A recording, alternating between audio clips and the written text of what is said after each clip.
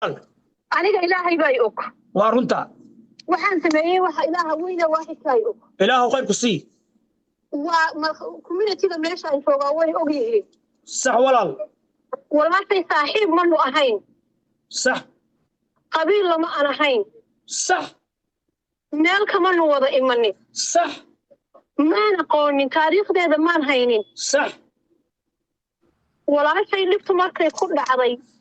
qaraaba magaalada u joogtay dadiga dhow baa joogay sax way iskalanayeen waa laga wada aamusay sax anu waan cararay ma fariisanin isla habeenkii horta ciyaalkii waan soo qaado gurigoogii baan ku soo celiyay sax say u dhanaayo gurigoogii baan ku soo ururiyay sax haddaan ciyaalkii guriga ku soo ururiyay gabadhii baan hadal ka fiishay anu maadaama ciyaalkii gabadha weyn kula qoranahay sax gabadhii waa loo bixi waayey waa gartay bil iyo googo markay jeelkii ku jirto ee wax kale oo naagtii gala la waayay ayaan wadaadkay qaban la hadlo waxaan ku walaalow inagama fursato waa hooyo jeel bay ka dhex ooyaysaa walaalow macana waxaan amarkaaga qaadanayaa inaad ii fasaxdid inaan gabadhaasi aan ka soo saaro meeshaasi oo xorriyadda ilaahay isiiya ay ila harsato sax go ahead buu walaaligu yidhi fasax buu ii siiyey sax waraaqahaygii baa looyarka u geeyey waa lay soo baadhay walaashay waan soo saaray ilaahay wuu igu soo guuleeyey 7 bilood baanu hadda istaba soconnaa wax balaayo amay qabin yacni inta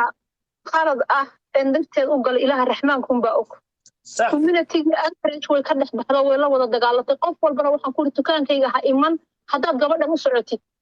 markhaatiyaashii baan hayaa sax hadal iyo gabagabo gabadh baa la marmay gabadhii markii la marmay waa inanta yar u haysay inan yaroo naga qaaday ilaahay khayraad siiya inanta yar 2 jirka naga qaaday gabadhii boolis baan kuugu yeedhayaa bay ku tiri markay muddo ay banaanka jeelka ka joogtay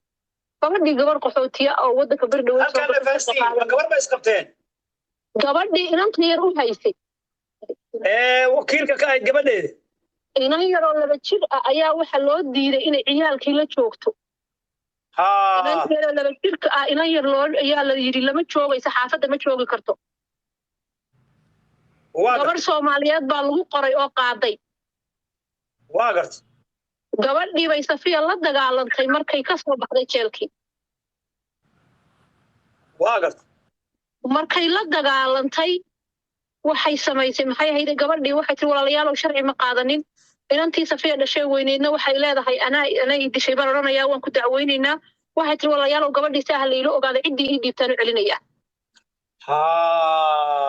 sababta gabadhan ilmaha 2 jirka oo gabadha haysay ay maartay ilmaha u celisay waxa weeye Safiyo oo xabsiga ku jirtay muddo oo aad wakiilatay markay soo baxday ayay gabadhii ilmaha haysay la dagaalantay gabadhuna sharci ma lahayn waxay tiri hadaan dagaal galo boolisna la igu yeero sharciga iyo waayaya saasay ku soo celisay ilmihi waayaya waa gabadh xooti ah oo 4 sano waxbay hadda joogtaa waa gartay waxay tiri walaalayaal isku dul dhiman mayna inantii yarayd anuu sharci la'aan inay igu dhacdo ma rabe waan celinayaa waa gartay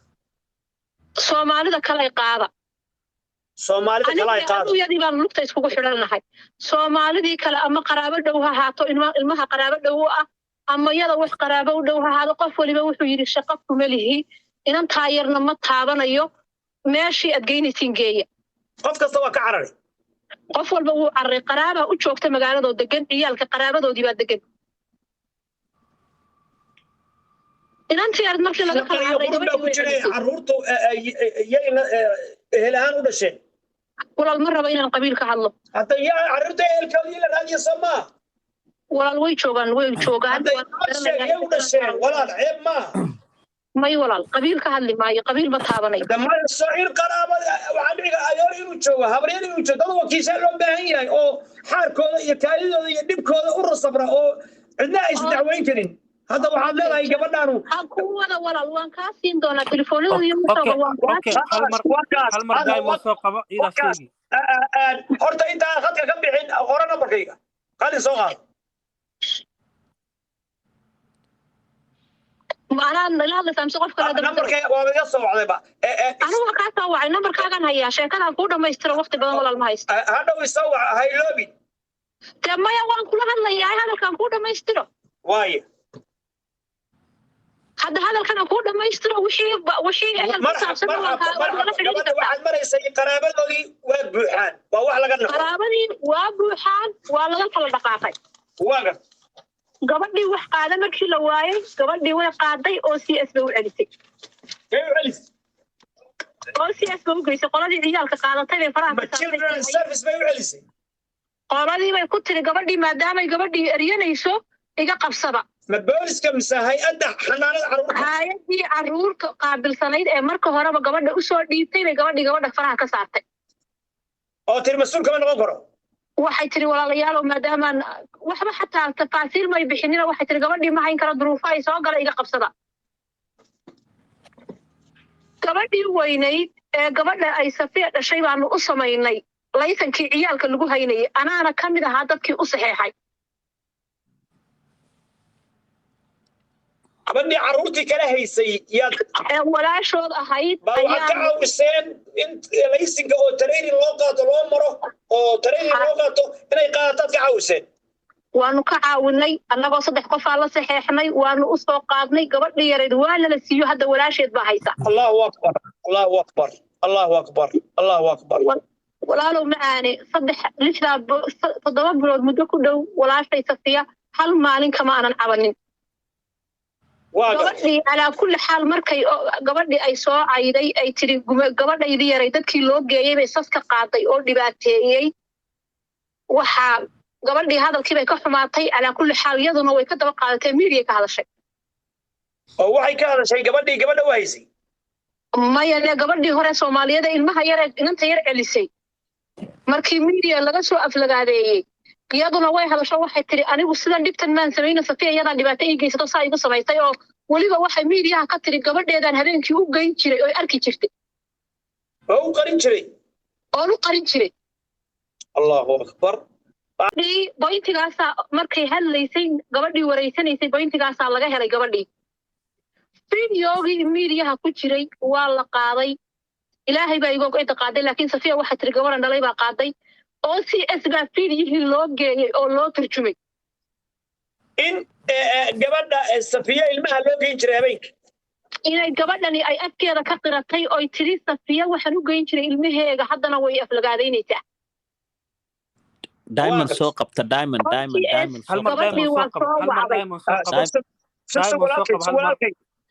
hal mar diamond soo qaba suganta dhamaysa gabadha way baxaysaa sugooda gabadha waa gabadhii khabarka haysay haye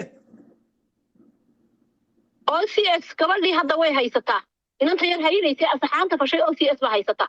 hiyar tahay gabadhii mayana gabadhiina ciyaalka hayn inanta yar hayn jirtay baa la haystaaba waa la haystaa OCS baa haysta waxa lagu yiri waa kana videogana naloo keenay gabadha yar amaanada kugu ahayd sideed ugu geysay gabadhii aanu ka ilaalinayni waa gart